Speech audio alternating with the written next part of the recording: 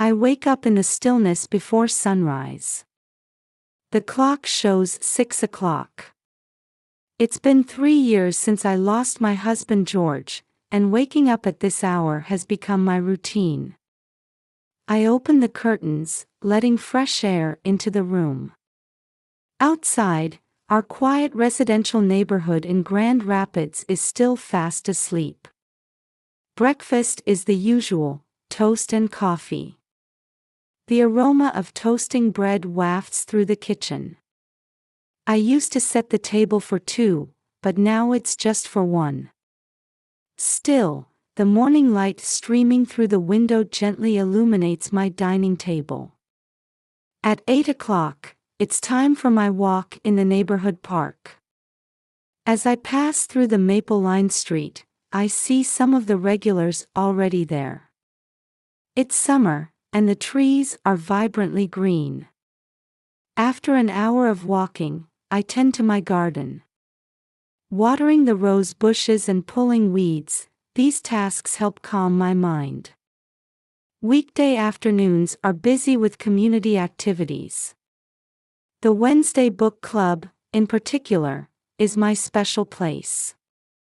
Even after retiring as a librarian, my love for books hasn't changed. And twice a week, I drive my beloved granddaughter Sophia to and from her activities. She's 8 years old and always chatters about her school day from the back seat on the way to ballet lessons. Weekends are special. Sophia stays over on Saturdays. We bake cookies together and read her favorite book, Charlotte's Web. On Sundays, I attend church service where I see my daughter Laura, her husband Adam, and Adam's mother Helen. Laura works part-time at the local supermarket 4 days a week, but on her days off, we go shopping together or enjoy gardening. Her smile is truly beautiful, especially when we get caught up in conversations about gardening. Adam keeps busy as a construction site supervisor. At our monthly family dinners, he always shares stories about his successes at work. He's a kind man who never fails to send flowers with Laura on Mother's Day. Helen and I maintain a cordial relationship, partly because we attend the same church. While our interactions are mostly social pleasantries, we still care for each other. Adam's house stands out in the neighborhood.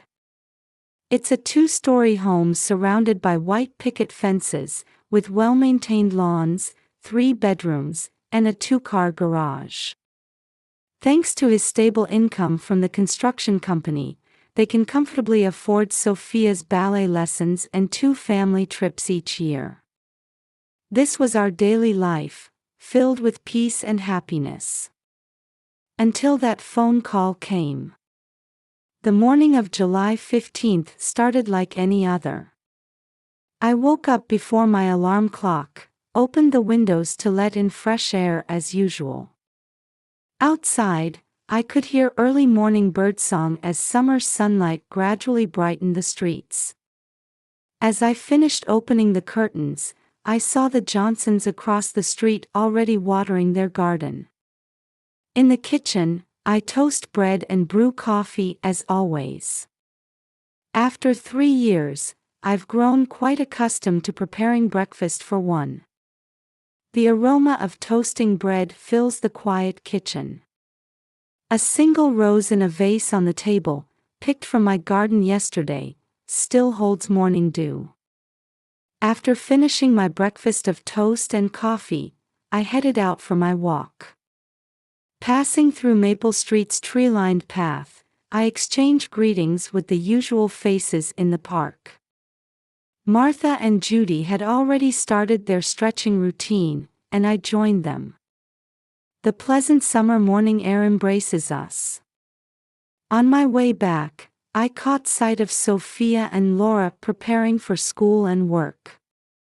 Sophia wore her blue backpack, while Laura was putting her supermarket apron in her bag. Adam's car was already gone, he must have left early for work. Construction sites start early. Grandma, good morning. Will you help me continue my project after school today? Sophia's cheerful voice rings out. She had started working on her school research project at my house last week. Her enthusiasm warms my heart, reminding me of my days as a librarian. None of us could have predicted that this ordinary day would change so dramatically in just a few hours. I spent the morning tending to my garden, watering the rose bushes and trimming overgrown branches. Next week's book club would be discussing a gardening book, and I wanted to gain some practical experience to advise the members. After a light salad for lunch, I immersed myself in preparing materials for tomorrow's book club. In the evening, I was double-checking the materials while watching local news on TV. Grand Rapids' peaceful daily news played in the background. Occasionally, I'd smile at the photos Sophia sent to my phone. Today it was a picture she drew in class. Around 11 o'clock, I was preparing for bed. Brushing my teeth, applying cream, changing into pajamas. The news anchor's voice drifted through the quiet house, announcing tomorrow's weather forecast. Tomorrow will be sunny with average temperatures, they said, and I was making plans for tomorrow's gardening. That's when the sudden ring of the phone shattered the silence. I hesitated slightly at the unfamiliar number before answering, only to hear a small, trembling voice. Grandma. I recognized Sophia immediately. But this wasn't her usual cheerful voice. My heart started racing. Sophia. Why are you calling so late? Her trembling voice replied to my question. Mommy won't wake up. I felt my spine freeze. The image of Laura's healthy appearance this morning flashed through my mind. What do you mean? Mommy. At that moment, the phone cut off. My repeated calls went unanswered. The number she called from wasn't responding either. My body moved instinctively. I threw on a sweater, grabbed my car keys and cell phone. Even in my rush, I remembered to take my flashlight. The clock showed 11:50 p.m. as I left the house. The usually 10-minute drive felt extraordinarily long that night. In the residential area, only streetlights provided illumination. The roads were wrapped in midnight silence, with only my car's headlights cutting through the darkness. My hands gripped the steering wheel tightly. Even though all the traffic lights were green, they seemed to take forever to change. Finally arriving at Adam's house, I found only an eerie silence. All windows were dark. Even the usually lit porch light was off. Neither car was in the driveway, no sign of Adam's black SUV or Laura's silver sedan. Sophia. Laura. I rang the doorbell repeatedly and called out. No response. I knew I might be disturbing the neighbors, but that was the least of my concerns. I checked around the house. Going to the backyard, I tried to peer through windows, but darkness blocked my view. Even with my flashlight, the interior seemed completely silent. Not even the usual hum of the refrigerator could be heard. I called 911. My years of experience as a librarian helped me stay composed in this emergency. I explained the situation in as calm a voice as I could manage. I received a concerning call from my granddaughter, and when I came to their house, no one's here. The cars are gone. It's highly unusual for the whole family to be absent at midnight. My 8-year-old granddaughter said her mother wouldn't wake up. The operator responded calmly but quickly, gathering names, addresses, and detailed information. The police response was swift. Soon, 2 patrol cars arrived, and 4 officers began investigating. They checked the locks, window conditions, and searched for any signs of disturbance. A young officer examined the garden while a more experienced one focused on the entrance area. I explained everything I could to the officers. The content of Sophia's call, family composition, their usual routines. As I spoke, I recalled seeing mother and daughter this morning. That ordinary moment now felt like a distant past. Was everything normal this morning? Yes, both my daughter and granddaughter seemed fine. Any problems in the family? No, nothing in particular. As I answered, something felt off, though I couldn't quite pinpoint what. While the officers efficiently conducted their investigation, my anxiety grew. Where were Laura and Sophia? Why did Sophia call from an unknown number? And where was Adam? The more I thought, the more worried I became. The red lights of the patrol cars cast ominous shadows across the nighttime neighborhood. Lights began turning on in neighboring houses, with concerned residents peering out. At this point, I didn't know this was just the beginning of a long nightmare. The police immediately established a command center. The community center near my house was chosen as a temporary headquarters, and police vehicles kept arriving. Detectives at the scene began investigating it as a missing persons case. Radio communications buzzed with instructions to collect surveillance camera footage from the area. I watched the developments unfold. One kind officer brought me a blanket from their patrol car. "Mrs. Walker, could you please confirm the vehicle numbers again?" A middle-aged detective approached me. His salt and pepper hair and gentle expression gave me some comfort. "Adam's car is a black Cadillac SUV, the number is." I carefully recited each digit. "Laura's car is a silver Toyota sedan. The number is." The detective took notes and continued his questions.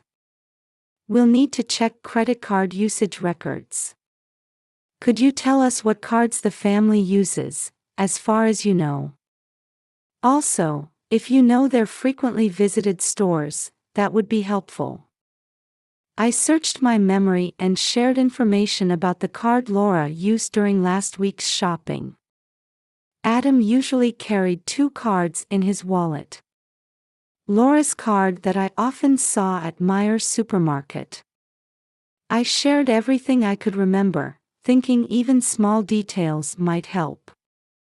Store preferences, favorite restaurants, recent outings. As I spoke, I recalled shopping at the mall with Laura just the other day. The police also began tracking cell phone locations. A young officer from the technical team studied a map on his laptop screen. They were analyzing call records in parallel, trying to locate the public phones Sophia had used. Multiple officers were checking public phone locations throughout the city. Here's the last cell phone location data. The tech officer pointed at his screen. Adam's phone signal had stopped at 9 p.m. Laura's phone had also gone silent around the same time. Clearly an intentional power off. Around 2 a.m., they finished collecting surveillance camera footage from the area. Street corners, convenience stores, gas stations. Officers intently reviewed the gathered footage. I was allowed to watch too. The blue-white light from the monitors illuminated the tired officers' faces. "Here it is," the tech officer called out at nearly 3 a.m. The screen showed footage from around 9 p.m. last night. Adam's SUV heading toward the suburbs. The car's headlights cutting through the darkness. And surprisingly, 10 minutes later, Helen's car followed in the same direction. The same cars were captured on other cameras, gradually revealing their route. "We've located the phone call source," another officer reported. The blinking location indicator on the screen pointed to a vacation home area near Grand Lake. I suddenly remembered Helen owned a cottage there. We had visited it last Thanksgiving. A quiet place away from civilization. It's Helen's cottage. On Pine Tree Street by Grand Lake. My words accelerated the officer's actions. Orders to rush to the scene flew out, and SWAT team support was requested. I was permitted to accompany them, likely considering the gravity of the situation. A line of patrol cars moved along the dark unpaved road. Their headlights revealed a cottage emerging between dense trees. At 4:30 a.m., all vehicles stopped with lights off. Only moonlight illuminated the scene. No light leaked from the building. Complete darkness. SWAT team members quickly took positions, surrounding the building. Officers in black gear moved like shadows. I watched from a safe distance, holding my breath. Faint sounds could be heard from the dark building, especially from the basement direction. My heartbeat echoed loudly in my ears. When the order to breach was given, time seemed to stop. The door was broken down, flashlight beams cut through the darkness. For a few seconds, the world seemed frozen. Minutes later, Adam and Helen were restrained and brought out. Adam showed no resistance, just a vacant expression. His usual gentle demeanor was nowhere to be seen. Helen was distraught and shouting something, but her voice was swallowed by the night darkness. Both were handcuffed and placed in separate patrol cars. "Get an ambulance quickly." "Basement." An officer's voice rang out from inside. I instinctively ran toward it.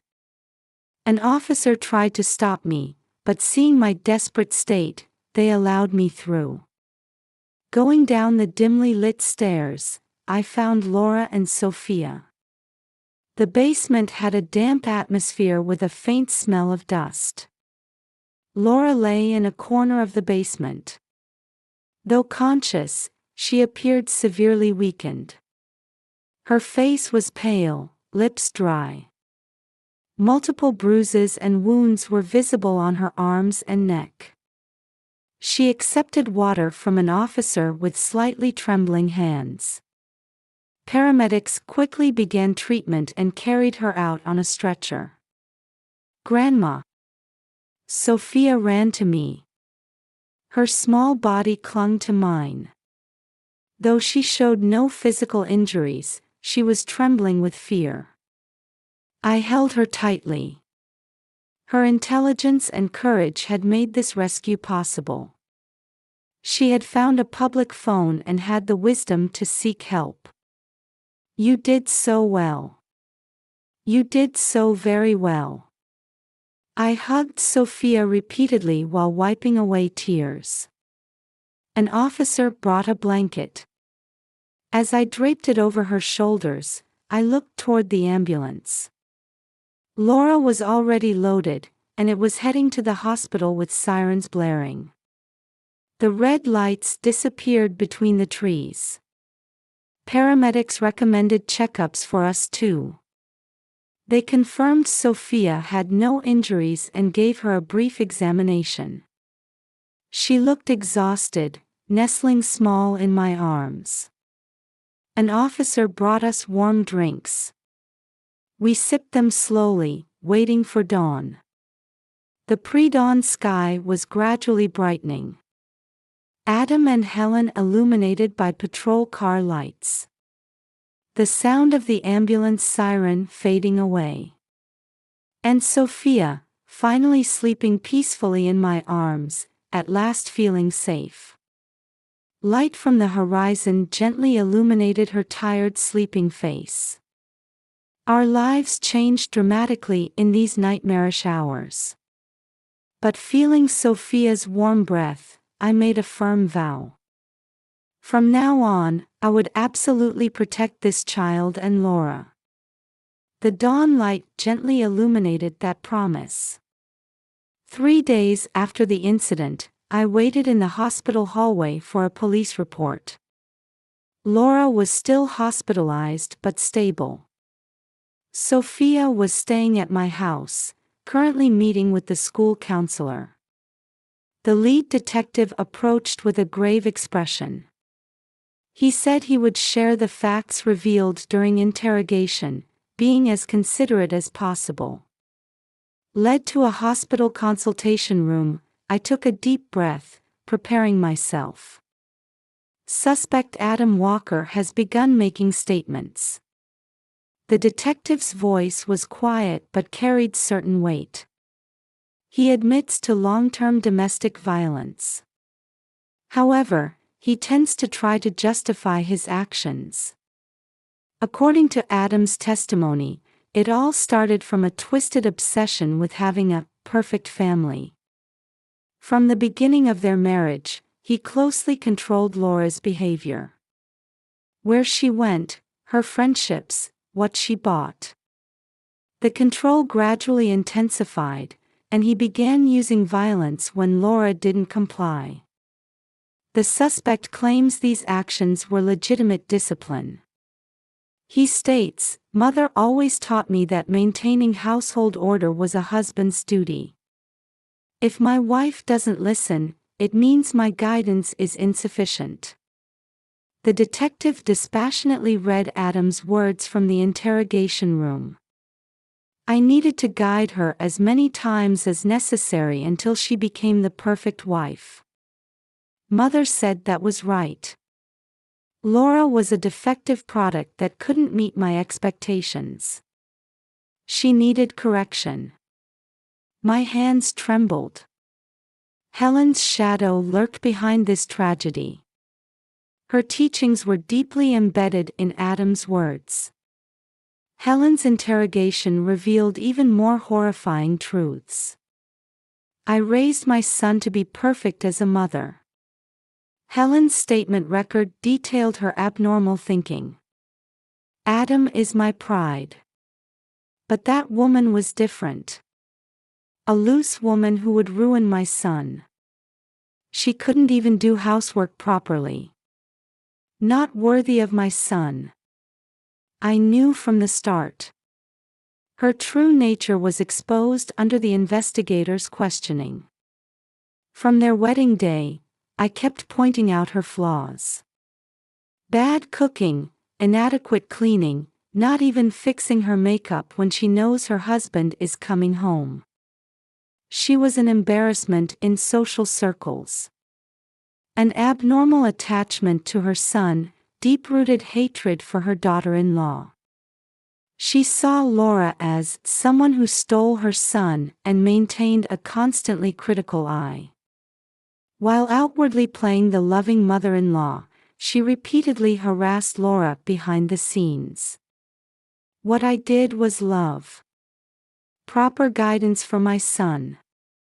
Necessary measures to maintain the family's dignity. That child must have felt the same way. After all, we are the perfect parent and child. Even the interrogator was left speechless at these words. Her twisted maternal instinct and desire for control were too deeply rooted. Suspect Helen fully supported her son's actions. Rather, we found she was actively involved. The detective began explaining the events of July 15th, flipping through his papers. On the morning of July 15th, Adam pretended to leave for work as usual but actually returned home. Around noon, he found a message from an unknown man on Laura's phone and became enraged. Later investigation revealed it was just a delivery notification. "Who are you messaging?" "It's just a delivery." "Don't lie." According to Adam's testimony, intense violence began then. When Laura lost consciousness in the evening, he panicked and immediately called his mother Helen. "Mom, what should I do? My hand slipped." "I understand. Don't panic, I'm coming right away." Helen reportedly responded calmly and suggested the plan to confine Laura at the cottage. "We can't expose the family's shame any further," she said. Together they put Laura in the car and took her to Helen's cottage. Adam stated they had to take Sophia too as she was a witness. "And Sophia was there too?"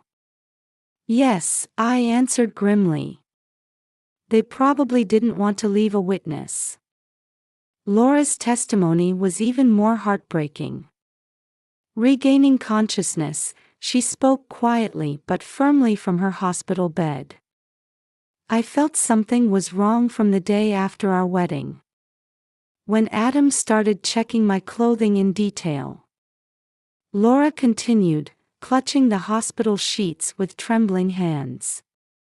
"Dress in a way that won't shame me as a wife, fix it before mother points it out." At first, I thought it was an expression of love.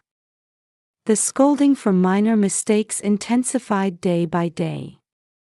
Putting away dishes wrong, folding laundry sloppily, makeup too flashy, everything was my fault. "And Helen?" Laura's voice caught. She always watched with cold eyes. "You're not good enough for my son, we could have found a more perfect bride." Being told that constantly. At first, I believed it was Adam's way of showing love. Laura's voice trembled. But it gradually escalated. "I couldn't let Sophia see. I desperately tried to hide it." And the most courageous testimony came from the 8-year-old girl. In a child-friendly interview room, Sophia answered the child psychologist's gentle questions. "Daddy came home and was talking loudly with Mommy." Sophia's voice was small but clear. Then Mommy's voice stopped. Grandma Helen came, and she and Daddy put Mommy in the car. Worried about her mother, she had hidden in the garden. After Dad and Grandma's cars left, she thought hard and found a public phone at a nearby gas station. Her decision to call me led to that night's rescue. When the psychologist asked, "Why did you call Grandma Grace?" Sophia answered without hesitation. "Because I knew she would definitely come." Tears welled up in my eyes at those words. The police report, the rescue, it all started with this little girl's courage and judgment. And her deep trust in me had given her that courage. The investigation continued, revealing more detailed truths. Adam's twisted desire for control was deeply rooted in Helen's upbringing. Days of denying his wife's personality in the name of a perfect family. Helen, too, from her abnormal attachment to her son, approved and sometimes even instigated the violence. The surface tranquility was built on years of violence and control. The happy family, performed before our eyes, was a cruel fiction. The peaceful smiles at Sunday church, monthly family gatherings, all were carefully crafted masks. But now that mask has completely shattered. The truth was painful and hard to accept. Yet, I told myself this was a new beginning. The sunlight streaming through the hospital window felt like a symbol of hope. Laura and Sophia's recovery, that was my only wish now. Learning the truth is painful, but it's the necessary first step in healing. The path we three will walk won't be easy. But I could believe we'd move forward steadily, supporting each other. The detective who finished reporting the investigation quietly stood up. I sincerely pray for your family's recovery. Nodding at those words, I headed to the hospital room. Today, too, I would start with what I could do for Laura and Sophia. Gently supporting Laura as she walked the hallway with crutches. 1 year has passed since that night. The roses I planted in my garden are welcoming another new season. While the morning coffee aroma drifts through the air, Laura prepares breakfast in the kitchen. With now practiced movements, she makes toast and fried eggs. Her expression shows no trace of past anxiety. The trial lasted 4 months. The prosecution carefully built their case, revealing Adam and Helen's crimes. Surveillance camera footage, phone records, and above all, Laura's brave testimony. In court, she spoke with dignity. My silence was my mistake. For my daughter's sake, and for others suffering the same pain, I must speak the truth. The prosecution presented evidence of years of domestic violence. Medical records, neighbor testimonies, and numerous pieces of evidence showing Helen's involvement were submitted to court. The defense claimed diminished responsibility due to mental illness, but expert testimony dismissed this. The sentence was severe. Adam received 20 years in prison. Helen too was sentenced to 10 years as an accomplice. Additionally, both received indefinite restraining orders.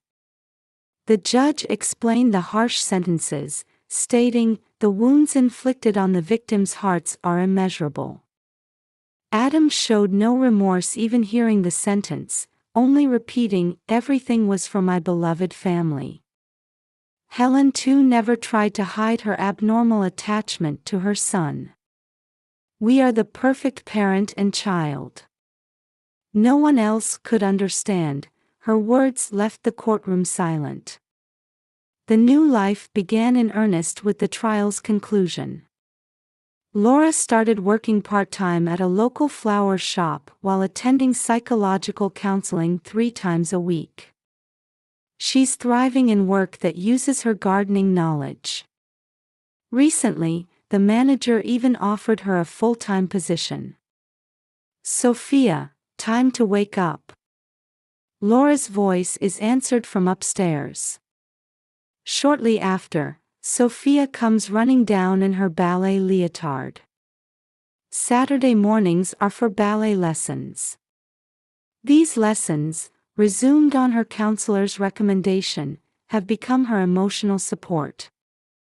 Sophia has adapted wonderfully to school life. According to her teacher, she's popular in class. She played the lead role in the ballet recital, standing on stage with a bright smile. As if the dark past never existed. Of course, the scars don't disappear easily. Sometimes Laura wakes from nightmares. Sophia still startles at sudden noises. At such times, we 3 huddle together, waiting for dawn while drinking warm tea. Adam remains unchanged in prison, telling his visiting mother, "Your teachings were right." Helen too, in prison, still won't hide her twisted attachment to her son. Her former status as a social butterfly is now a distant past. But that's a world that no longer concerns us. There's genuine warmth in this house now. Sunday mornings, we enjoy gardening together. On book club days, Sophia joins with her picture books. Small daily joys heal us. Grandma, can we go to the park this afternoon? Sophia asks at the dining table. Of course. Would you like to come too, Laura? Laura nods with a gentle smile. Our new family form. It might not be perfect, but we have real bonds here, caring for and supporting each other. The morning light streaming through the window gently embraces our new daily life.